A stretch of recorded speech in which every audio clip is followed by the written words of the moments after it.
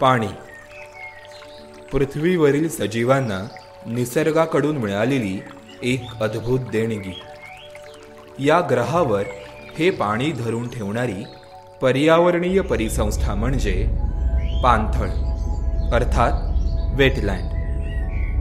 नद्या, तलाव, छोटी मोठी तळी, खार जमिनींपासून अगदी सह्याद्रीच्या कुशीत वसलेल्या मायरेस्टिका स्वॅम्प या गोड्या पाण्याच्या दलदलीपर्यंत पाणथळ या परिसंस्थेचा विस्तार झालाय. या जागांमध्ये प्रचंड विविधता आढळते. पाणथळ या एकाच परिसंस्थेमध्ये विभागलेले हे सर्वच अधिवास अतिशय समृद्ध असून जलचक्रासाठी महत्त्वाचे आहेत.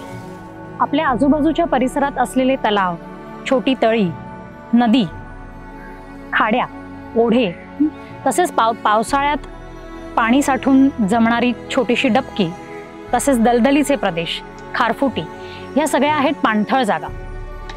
पाणथळ जागांचं क्षेत्र हे ऋतूनुसार कमी अधिक होत असतं. पावसाळ्यात त्यांना फूग येते, त्यांचं क्षेत्र वाढतं, तर उन्हाळ्यामध्ये ते क्षेत्र आकरसत जातं.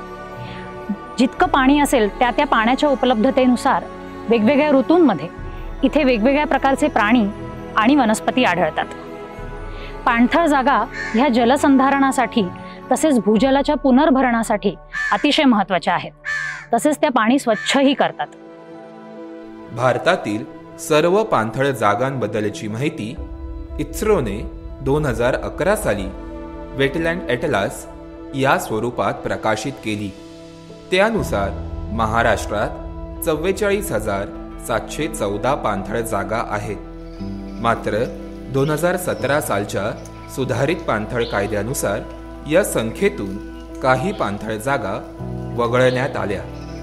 यातील काही पाणथळ जागांचे उत्तमरित्या संवर्धन झाले, तर काही जागांचा ऱ्हास झाला. मात्र अशा परिस्थितीतही या पाणथळ जागांमध्ये समृद्ध जैवविविधता आढळते. स्थानिक आणि स्थलांतरित अशा दोन्ही पक्ष्यांच्या अनेको प्रजाती पाणथळ प्रदेशांमध्ये आश्रयाला असतात. यामधील एक सर्वसामान्य प्रजात म्हणजे रंगीत करकोचा. गोड्या आणि खाऱ्या पाणथळ प्रदेशांमध्ये हा पक्षी सहज आढळतो.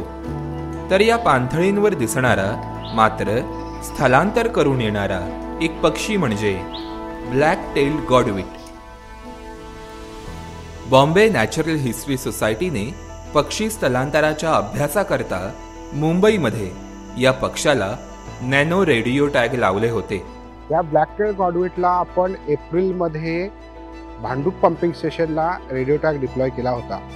हा पक्षी मुंबईपासून भांडूप पंपिंग स्टेशनपासून निघून 47 दिवसांच्या प्रवासानंतर सायबेरियाला पोचला. सायबेरियाला पोचल्यानंतर सायबेरियात काही दिवस राहून तिथून फक्त 5 दिवसांमध्ये त्याने सायबेरिया ते मुंबई हे 5000 किलोमीटरचं अंतर न थकता न थांबता उडत गाठलेलं आहे.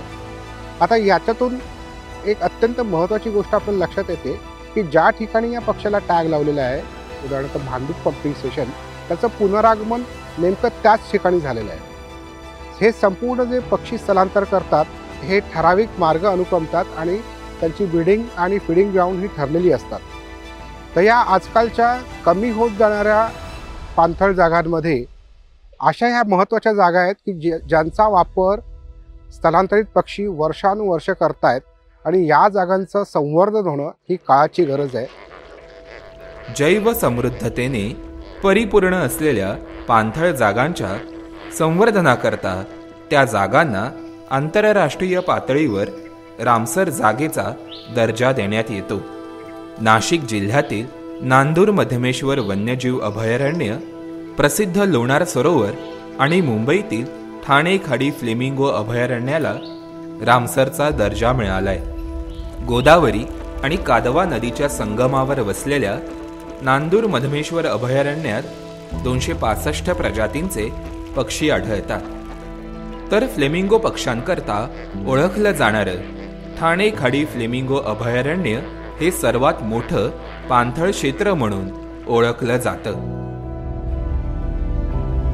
विदर्भातील तलावांचा जिल्हा म्हणून गोंदिया जिल्ह्याला ओळखलं जातं.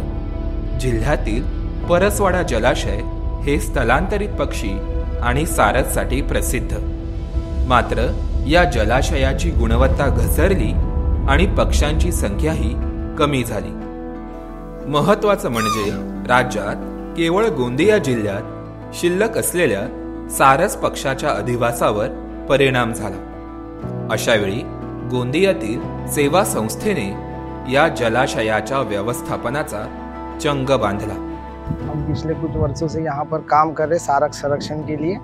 जो बाहर से जो लोग आते हैं उनको हम लोग समिति के माध्यम से या अपने माध्यम से गाइडेंस करते हैं, और साथ ही ये जैविक विविधता व्यवस्थापन समिति के माध्यम से हम लोग यहाँ पर कार्य करते हैं, और हम लोगों को जो सेवा समिति के लोग हैं वो लोग हम लोगों को गाइडेंस करते हैं.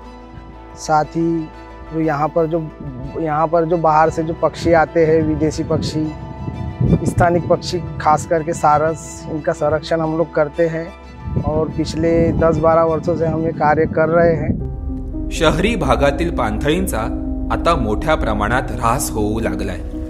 यामध्ये उरण तालुक्यातील पाणथळी आघाडीवर आहेत. उरण तालुक्यात अंदाजे 32,600 हेक्टरवर पसरलेलं खाजण म्हणजेच पाणथळ क्षेत्र आहे.